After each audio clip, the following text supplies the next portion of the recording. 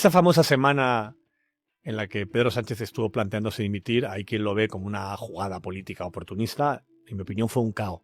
Fue que le dieron en un sitio donde le tumbaron y le tiraron a la lona.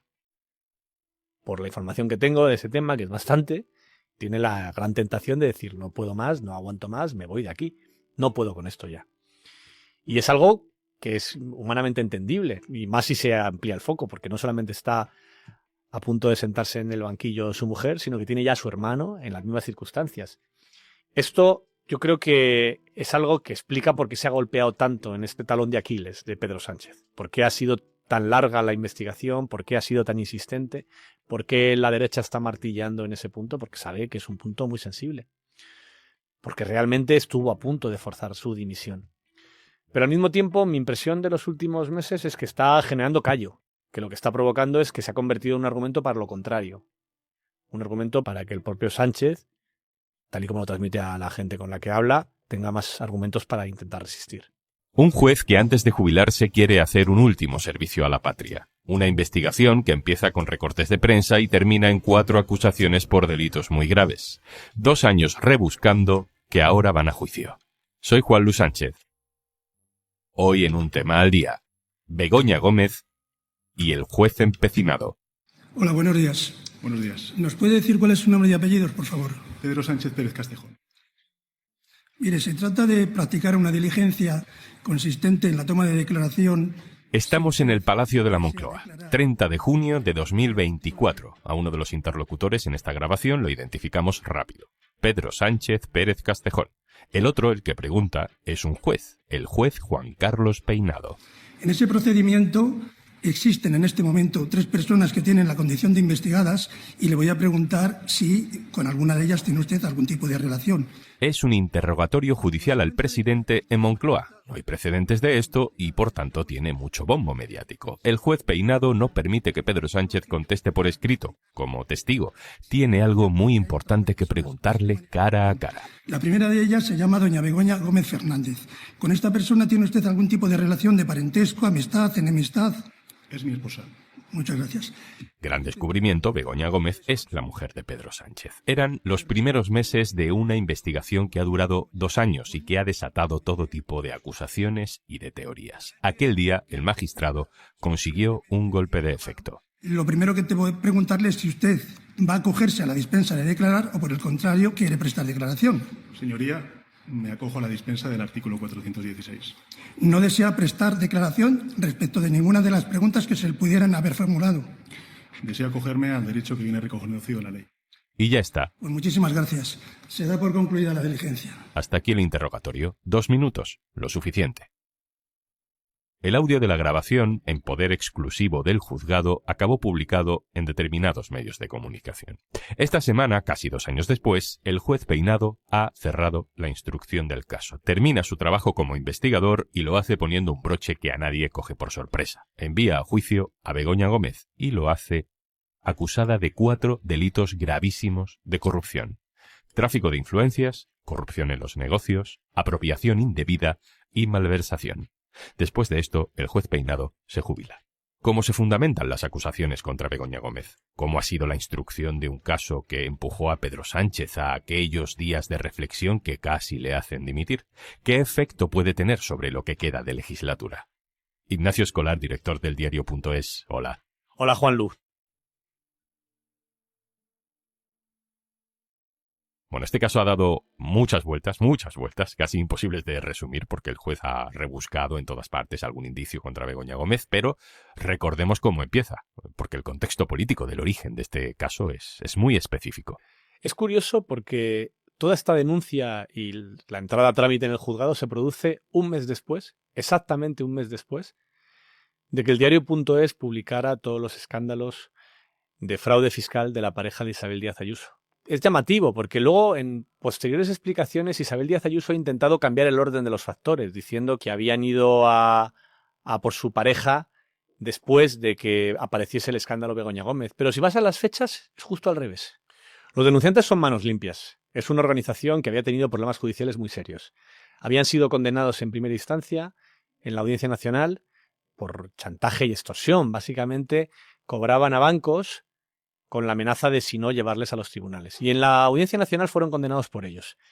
Pero en el año 2024, que es cuando arranca esta historia, antes de que se presente esta denuncia, el Tribunal Supremo revoca esa condena, le quita la condena a manos limpias y vuelven al ruedo político-judicial para ir contra Begoña Gómez.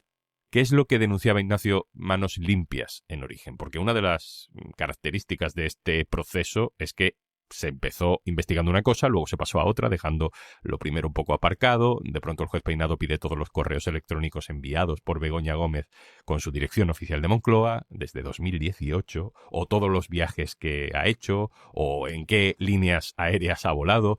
También ha reclamado movimientos de sus cuentas bancarias, las horas de trabajo de su asistenta, de la persona asignada a ella en Moncloa, en fin. ¿Cuál fue el delito o la acusación original, Ignacio, concreta que disparó esta causa? De hecho, hay que recordar que la primera denuncia incluía esa famosa información falsa sobre una empresaria hostelera de Cantabria que se llama también Begoña Gómez, que había recibido una subvención. Eso estaba en la denuncia inicial. Una información completamente falsa donde habían confundido a una Begoña con otra. No era ni siquiera la primera vez que se ponía una denuncia contra Begoña Gómez por estos mismos hechos. Otros juzgados habían archivado denuncias similares antes de que el juez Peinado decidiera que ahí había petróleo desde el punto de vista procesal. Empezó con varias de las cosas que han seguido hasta el final y con otros asuntos que han desaparecido de la instrucción porque tribunales superiores han ordenado al juez Peinado que no siga por ahí en varias ocasiones. Fundamentalmente todo lo que tenía que ver con el rescate de Air Europa y la relación con el presidente de Air Europa, Javier Hidalgo. De todo eso ha quedado en nada. Y luego han aparecido, con esta investigación de 2 años, otros flecos a los que se ha aferrado el juez Peinado para seguir adelante hasta este auto donde directamente la sienta en el banquillo. Llevamos 2 años hablando de la instrucción del juez, que se ha visto unas veces desmentida por falta de pruebas, otras veces corregida por instancias superiores, pero que ha ido avanzando. El magistrado ha coronado estos 2 años con un auto en el que envía a Begoña Gómez a juicio y compara a Pedro Sánchez con Fernando VII, porque dice que no hay precedentes de una esposa del presidente acusada de estos delitos y que son más propios de un régimen absolutista. Lo dice así. Supongo que él se ve como una especie de héroe contra el absolutismo, un empecinado de los tribunales. Ha habido momentos muy llamativos durante el proceso, Ignacio. ¿Qué te ha llamado más a ti la atención? En realidad lo raro aquí es que hubo muchas denuncias que se archivaron hasta que llegó a un juez que decidió seguir adelante. Lo normal es que si una misma denuncia ha sido rechazada por otros juzgados, no se admita a trámite. Pero lo normal no está siendo lo habitual en esta instrucción. Tampoco es normal que en una misma instrucción a un juez le corrijan en una decena de ocasiones sus decisiones por parte de las instancias de recurso. Y en este caso, para mí, lo anómalo es eso, que es que frente a una denuncia que había sido rechazada con hechos idénticos en varias ocasiones, aquí decidan que hay materia para investigar, esa investigación vaya mutando en el tiempo y vaya cambiando, casi de manera prospectiva, es decir, no se investigan unos delitos, sino una persona. Uno de los autos donde le preguntan a Peinado qué está investigando, él responde que todo lo que ha hecho la mujer del presidente desde que Sánchez es presidente. Pues esto no es una investigación normal, en mi opinión. Ha habido incluso la insistencia por su parte de juzgar o investigar a Global y a Air Europa, que justificó diciendo que se había confundido y no sabía que Global y Air Europa eran lo mismo. Eso yo creo que supera los límites del esperpento. O el hecho de presentarse en Moncloa y exigir una tarima porque tenía que estar más alto que el ministro de Justicia. O esta idea de hacer coincidir, que una vez es casualidad, 2 coincidencia y 4 pues ya es un patrón de conducta. Hacer coincidir cada auto contra Begoña Gómez en un viaje internacional del presidente del gobierno con Begoña Gómez, uno en la India, otro en Naciones Unidas, en esta ocasión en China, pasa siempre, con lo cual ya no es casualidad. Se supone que la justicia es ciega, pero el ojo que tiene el juez Peinado para que siempre el calendario le acierte es bastante llamativo también. Bueno, el caso es que, con todo esto, el juez manda a Begoña Gómez al banquillo. La acusa de 4 delitos, ya lo hemos dicho: malversación, tráfico de influencias, corrupción en los negocios y apropiación indebida. Vamos a empezar con este último, apropiación indebida, que el juez enmarca en su trabajo para la Universidad Complutense de Madrid. Recordemos que Begoña Gómez dirigía una cátedra en la Complutense y en esas funciones tenía que conseguir patrocinios para esa cátedra. ¿Qué hay en la instrucción, Ignacio? ¿En qué se basa el juez Peinado para acusarla de apropiación indebida? En el último auto, Peinado asegura que Begoña Gómez se enriqueció gracias a las donaciones que recogía de empresas privadas, que en teoría iban para la universidad, para la cátedra, pero en realidad eran para ella. Pero esto no aparece en la investigación. No hay ningún informe de la UCO que diga que Begoña Gómez obtuviese dinero por esa vía, ni que cobrase estas empresas. Han mirado todas sus cuentas, no ha aparecido nada. Y pretender que el cobro de unas clases a las tarifas miserables que paga la universidad pública, especialmente en Madrid, es un cohecho o un soborno o un negocio, en fin, no se compadece con la realidad. Otro de los delitos que se le imputan es corrupción en los negocios. ¿Por qué? ¿En qué habría consistido este delito por parte de Begoña Gómez? Corrupción en los negocios es un tipo penal que básicamente castiga la corrupción en empresas particulares, entre empresas privadas. Ese es el delito que imputan a Alberto González Amador por supuestamente haberse repartido una mordida de 2 millones de euros con su socio, un directivo de Quirón, por un contrato de mascarillas con una empresa donde el directivo de Quirón estaba en el Consejo de Administración y que acabó pagando $500,000 por una clínica de depilación al lado de una farmacia que no valía nada. Eso es corrupción de los negocios. Hace falta algo fundamental, que es un negocio, es decir, una empresa privada. Aquí el problema es que la corrupción en los negocios se produjo en una cátedra universitaria de la Complutense sin ánimo de lucro. ¿Cuál es el negocio ahí? Y que la persona que supuestamente cometió el delito de corrupción de los negocios, Begoña Gómez, no gana un duro. ¿Dónde está el negocio ahí? Yo ironizaba en un artículo esta semana, esto es como un homicidio sin muerto. Peinado ha inventado la corrupción sin ánimo de lucro. Y la apropiación indebida sin robo, porque no se ha robado nada. Y el tráfico de influencia sin influencia. Y en el caso de corrupción en los negocios, que básicamente Peinado lo justifica diciendo aquí hay unas empresas que donaban dinero, pero en realidad no era la Complutense, sino que era para ella, pues no aparece en la instrucción judicial, porque ese dinero está en las cuentas de la Complutense, no en las cuentas de la mujer del presidente del gobierno. Ignacio, al principio de la investigación se hablaba mucho de Air Europa, del rescate de Air Europa, de unas cartas de recomendación a un empresario y que eso probaba tráfico de influencias, del software de la Universidad Complutense que había utilizado en la cátedra. Bueno, el caso es que a partir del año pasado se deja de hablar tanto de eso y empieza a ganar protagonismo en esta instrucción la figura de la asesora, del asistente en Moncloa que hay siempre para las parejas, para las esposas de los presidentes del gobierno. Y de pronto, esta figura le da al juez para demostrar qué delito exactamente. Pues esto que planteas es interesante porque básicamente la acusación es que hay una malversación de fondos públicos porque Begoña Gómez utilizó a una asesora de la Moncloa para sus negocios privados. Es un poco el resumen de la acusación. Te vas a la letra pequeña y es un poco más complicado, porque el negocio privado no era privado, era público, ni tampoco era negocio.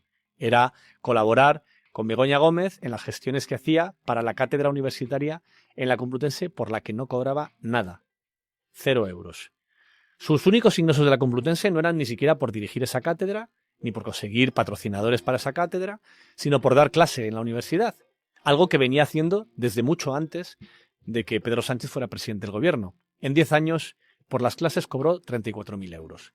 Como esto no tiene mucha enjundia, se va al tema de la malversación, que es, en efecto, esta asesora estuvo ayudando a Begoña Gómez en algo que no era su agenda institucional como mujer del presidente, sino que era asistir a varias reuniones con la Complutense o incluso escribir a algunos de los patrocinadores de la Complutense, porque insisto que el dinero iba para la Complutense. En total, según la defensa, estamos hablando de unas 4 horas al año en una persona que trabajaba jornada completa. Y luego, además, la malversación es un poco disparatada porque para que haya una malversación tiene que haber alguien que decide sobre esos fondos públicos. Es decir, malversa un funcionario, no puede ser un particular, porque es alguien que puede decidir dónde se gasta el dinero público. Begoña Gómez no es funcionaria. Tampoco decide ella contratar a esta persona. Esto fue el argumento que utilizó el juez Peinado para intentar imputar al actual ministro de Justicia, Félix Bolaños, que entonces había sido secretario general de la Moncloa, por contratar a esta asistente para la mujer de Pedro Sánchez. El Supremo lo archivó de plano. Lo cerró nada más llegar, no lo tomó a consideración. Y lo lógico habría sido, bueno, pues si me quedo sin autor material, ¿cómo puedo procesar a la asistente que ayudaba a Begoña Gómez o a la propia Begoña Gómez? Peinado ha decidido que sigue adelante. Hagamos un paréntesis aquí para aclarar que todos los presidentes del gobierno, o todas las parejas del presidente del gobierno, han tenido, digamos, una persona de referencia en Moncloa, un asistente en Moncloa, para desarrollar su función y poder vivir dentro de una cosa compleja, que es un palacio presidencial. Claro, el hecho de que una mujer del presidente del gobierno tenga una asesora no es algo nuevo. Lo han tenido absolutamente todos los presidentes del gobierno de la democracia. Todos. En algunos casos no era ni siquiera una persona, era más de una persona. Pero aquí se ha convertido en un gran escándalo nacional que contrasta con otros sucesos anteriores. Por ejemplo, nosotros en el diario.es, hace muchos años, cuando Mariano Rajoy estaba en la Moncloa, publicamos que habían contratado, creo recordar que eran a 2 personas, para atender al padre de Mariano Rajoy, que era una persona muy mayor y muy dependiente, en la Moncloa. En vez de llevarlo a una clínica para mayores, donde estuviese con asistencia médica, cosa que intentaron porque incluso pidieron presupuesto, decidieron que era mucho más barato y eficaz contratar a varias personas para que lo atendieran en la Moncloa, para tener a una enfermera o un enfermero permanentemente pendiente de él. Hubo incluso un intento de llevar esto a los tribunales. No se denunció al pobre padre de Mariano Rajoy, sino que se denunció a Mariano Rajoy, que era el que había decidido asignar esos recursos. Quedó completamente archivado. Y hemos visto también fotos de Jaime de los Santos, asesor de la mujer de Rajoy, acompañándole de compras. Eso tampoco formaba parte de la agenda institucional, pero era algo que era pacífico y que nadie consideraba que fuese una malversación hasta hoy. Jaime de los Santos ahora es diputado del Partido Popular. Y hay imágenes de él acompañándole de compras. De hecho, hay incluso reportajes en prensa hablando del personal shopper que ayudaba a la mujer de Rajoy en sus compras. No lo pagaba la mujer de Rajoy, lo pagaba el presupuesto de Moncloa, pero en aquel momento ni en eso, ni en los enfermeros que cuidaban al padre de Rajoy se vio delito alguno. Volviendo al auto de procesamiento, Ignacio, hay una clave sobre el delito de malversación que no hemos citado antes. Ser juzgado por este delito, por malversación, significa que, a no ser que seas un político aforado, te va a juzgar un jurado popular. ¿Por qué eso es relevante? Este tipo de causas, dicen los abogados, que si eres culpable, mejor un jurado, y si eres inocente, mejor un juez. Y claro, aquí el sistema del jurado, que es a lo que iría si es malversación, es algo que le da más posibilidades de éxito al proceso de peinado, porque se convierte en un juicio menos técnico y, digamos, más influible desde lo político. Es prácticamente imposible encontrar un madrileño al azar que no tenga su juicio condicionado sobre este asunto, que no esté contaminado por la información que publicamos los medios, en un sentido o en otro. Pero si Peinado se sale con la suya, será un jurado popular elegido entre los madrileños de manera aleatoria, con un proceso que luego permite a las partes recusar a algunos de ellos, pero que al final acaba siendo pues casi un sorteo. Será un jurado elegido por sorteo el que decida el futuro penal de la mujer de Pedro Sánchez. Y yo creo que es casi la única posibilidad de que esta causa penal llegue a algún puerto, que sea alguien sin conocimiento jurídico quien decida si ese mismo criterio que se aplicó con la mujer de Rajoy aquí se convierte en un delito. Vamos terminando, Ignacio. ¿Cómo crees que puede afectar todo esto ahora, en esta recta final de legislatura, a la figura de Pedro Sánchez como presidente del gobierno? Porque hay que recordar que en el arranque de la investigación esto fue lo que provocó que Pedro Sánchez se retirara aquellos 5 días tan controvertidos a reflexionar sobre su futuro, si seguía, si no seguía. Esa famosa semana en la que Pedro Sánchez estuvo planteándose dimitir, hay quien lo ve como una jugada política oportunista. En mi opinión fue un caos. Fue que le dieron en un sitio donde le tumbaron y le tiraron a la lona. Por la información que tengo de ese tema, que es bastante, tiene la gran tentación de decir no puedo más, no aguanto más, me voy de aquí. No puedo con esto ya. Y es algo que es humanamente entendible, y más si se amplía el foco, porque no solamente está a punto de sentarse en el banquillo su mujer, sino que tiene ya a su hermano en las mismas circunstancias. Esto yo creo que es algo que explica por qué se ha golpeado tanto en este talón de Aquiles de Pedro Sánchez. ¿Por qué ha sido tan larga la investigación? ¿Por qué ha sido tan insistente? ¿Por qué la derecha está martillando en ese punto? Porque sabe que es un punto muy sensible. Porque realmente estuvo a punto de forzar su dimisión. Pero al mismo tiempo, mi impresión de los últimos meses es que está generando callo. que lo que está provocando es que se ha convertido en un argumento para lo contrario. Un argumento para que el propio Sánchez, tal y como lo transmite a la gente con la que habla, tenga más argumentos para intentar resistir.